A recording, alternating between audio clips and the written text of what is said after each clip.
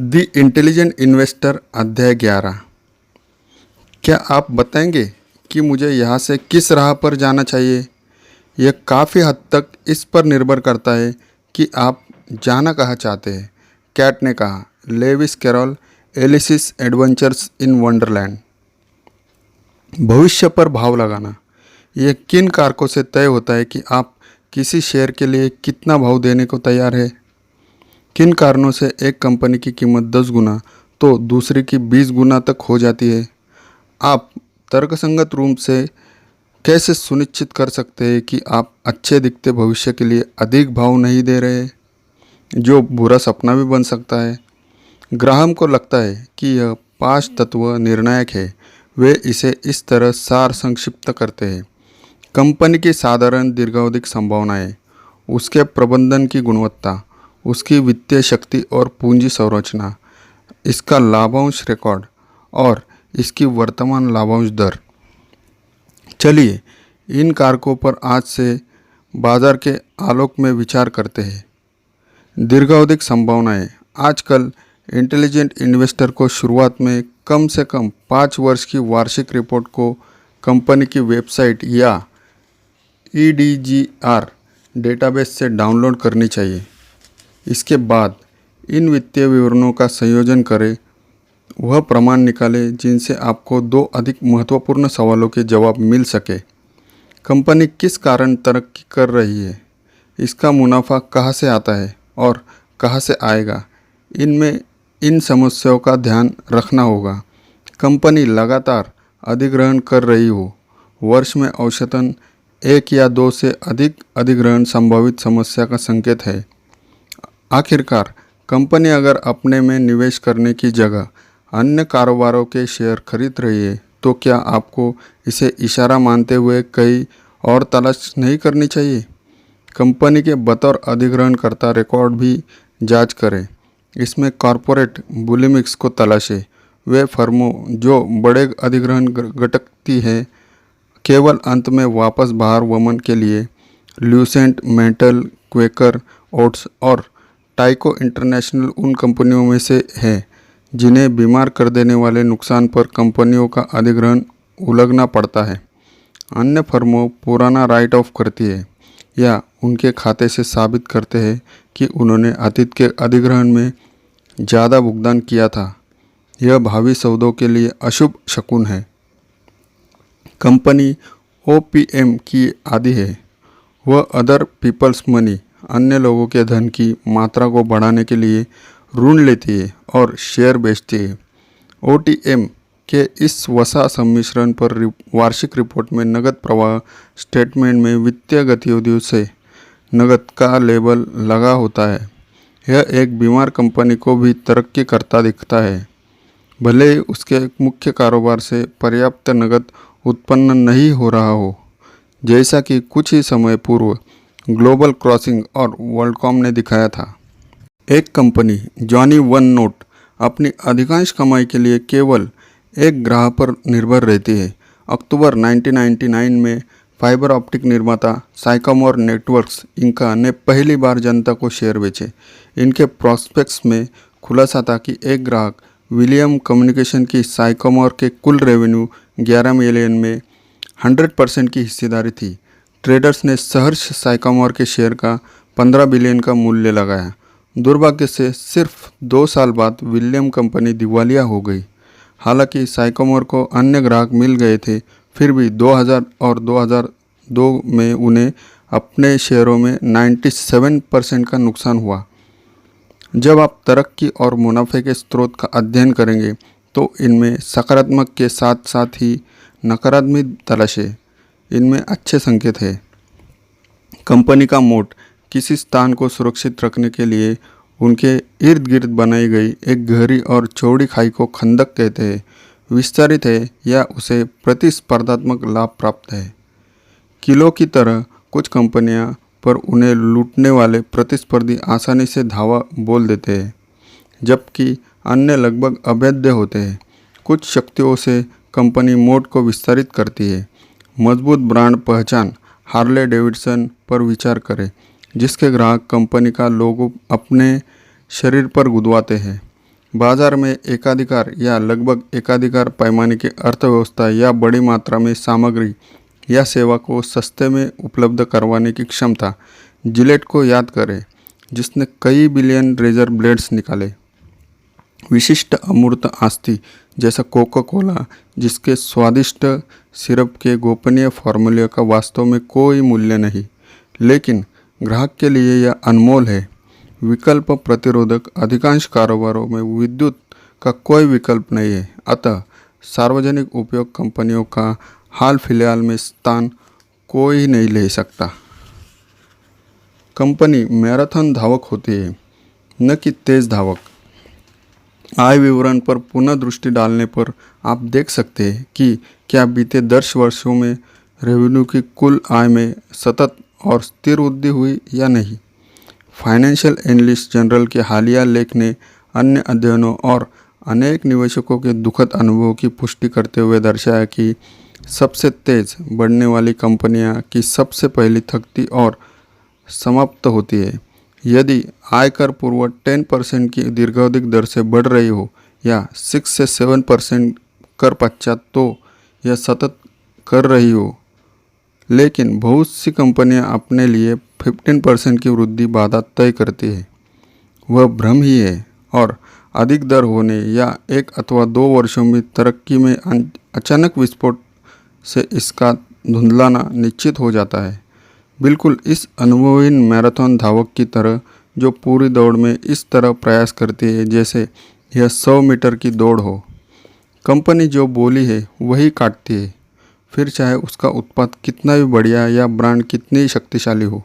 Company को नया कारोबार स्थापित करने के लिए धन खर्च करना ही पड़ता है।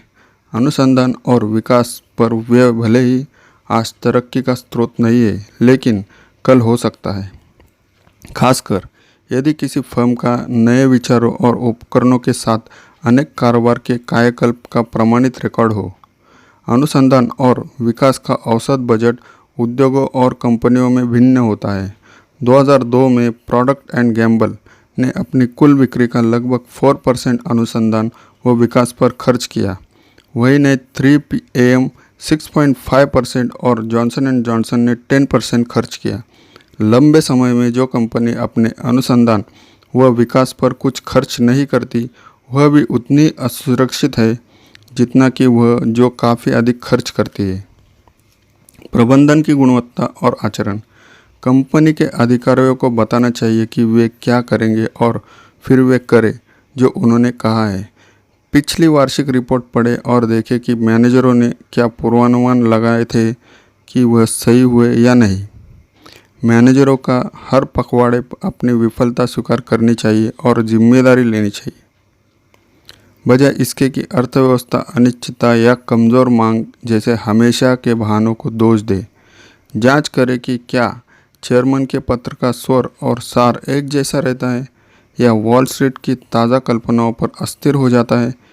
इसमें 1999 जैसी तेज़ी के वर्षों पर खास तौर पर ध्यान दें। क्या सीमेंट या अंडरवियर कंपनी के अधिकारियों ने अचानक घोषणा की थी कि हम परिवर्तनकारी सॉफ्टवेयर क्रांति में सबसे आगे हैं। इन सवालों से आपको यह जानने में मदद मिलेगी कि क्या कंपनी को चलाने वाले लोग उन्हीं लोगों के हित के लिए कार्य करते हैं जो कंपनी के मालिक है। क्या वे नंबर 1 होना चाहते हैं।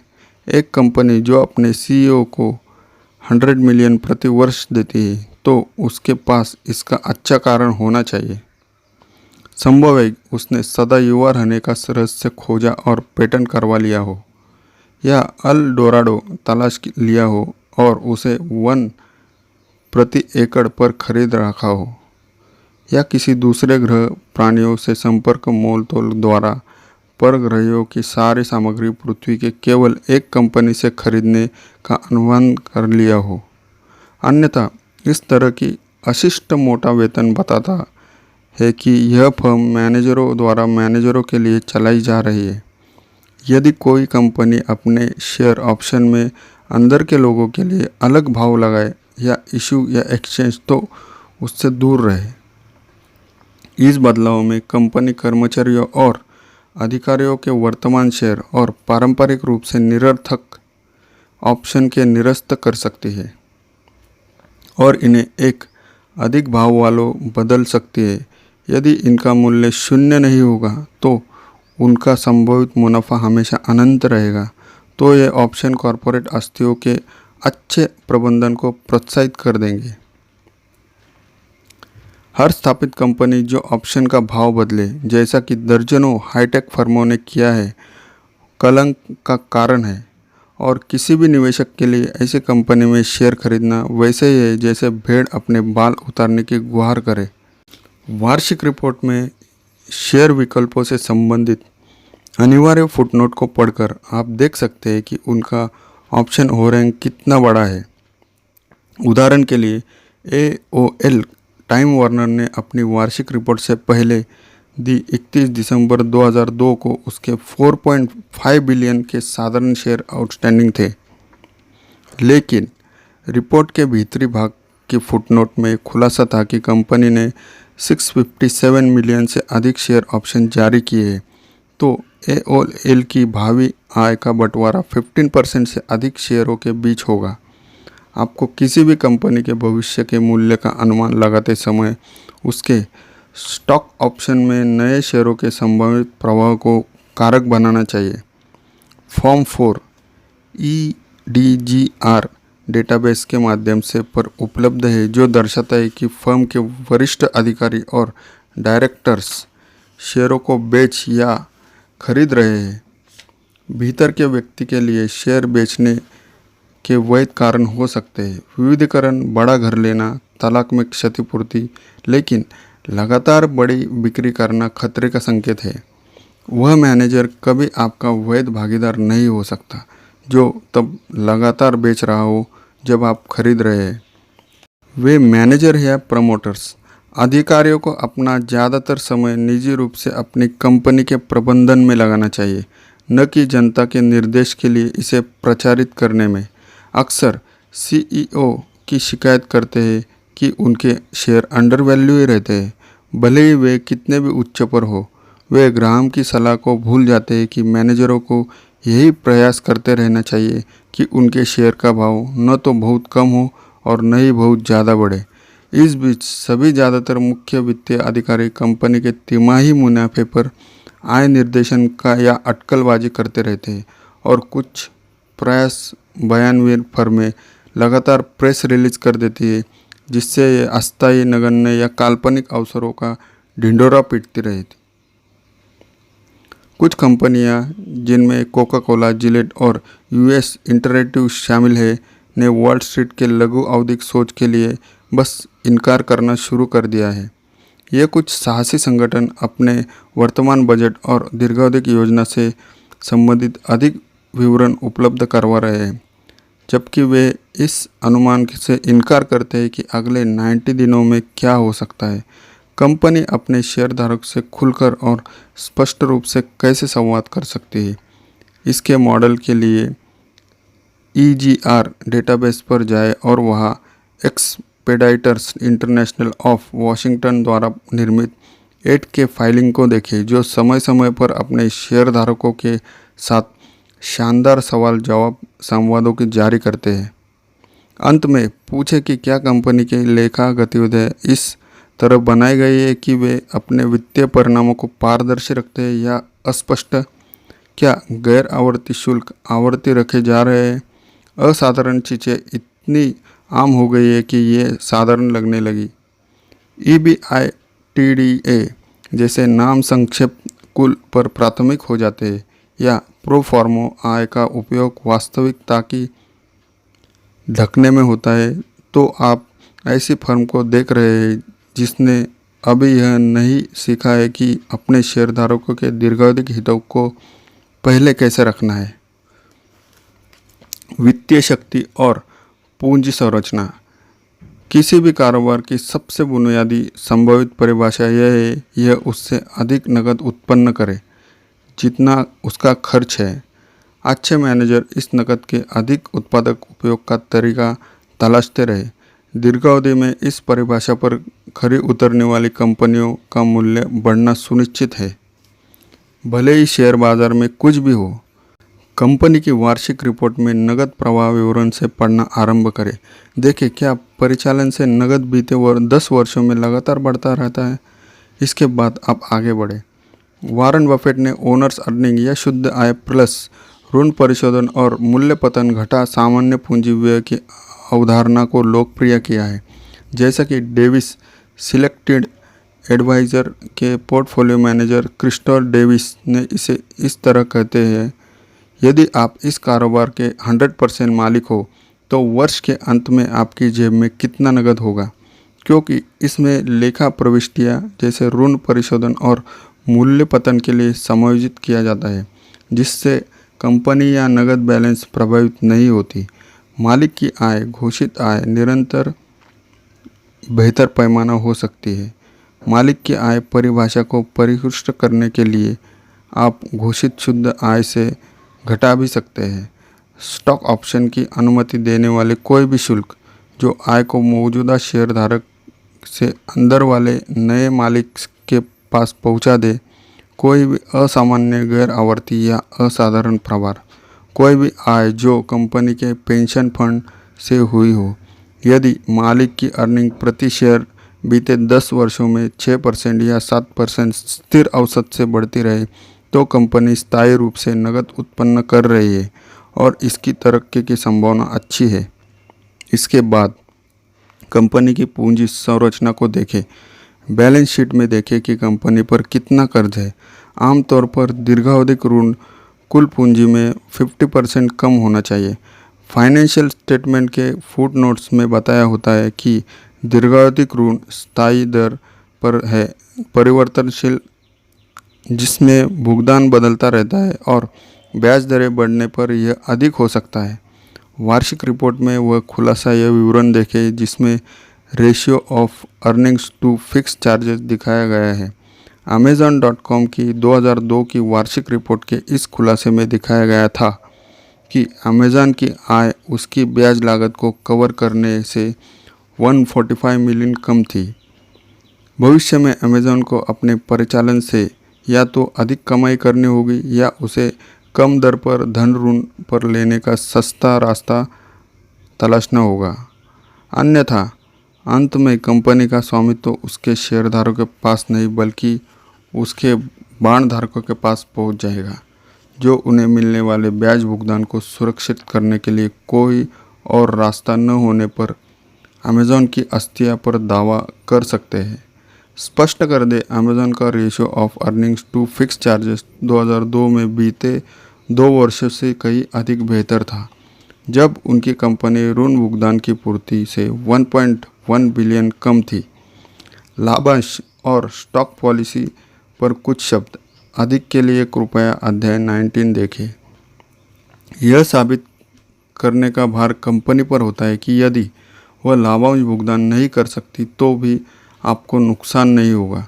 यदि कंपनी का प्रदर्शन अच्छे व बुरे बाजारों में सतत रूप से अच्छा रहा है तो साफ है कि मैनेजर नकदी का इष्टतम उपयोग कर रहे हैं। फिर भी यदि कारोबार मंदा हो रहा है या शेयर अपने प्रतिस्पर्धियों से कम प्रदर्शन कर रहा है तो इसका मतलब है कि मैनेजर और डायरेक्टर्स लाभांश भुगतान से इनकार करके धन का दुरुपयोग कर रहे हैं। कंपनियां जो अपने शेयरों को बार बार स्प्लिट करती है और इस स्प्लिट का प्रेस रिलीज में जमकर प्रचार करती है, अपने निवेशकों को मूर्ख समझती है। जैसे योगी बेरा जो अपना पिज्ज़ा 4 भागों में कटवाना चाहता था, मुझे नहीं लगता कि मैं 8 खा सकूंगा। स्टॉक स्प्लिट को पसंद करने वाले शेयरधारक यह समझने से चूक जाते हैं शेयर के 50 को 2 हिस्सों की कीमत 100 के 1 शेयर से अधिक नहीं होती।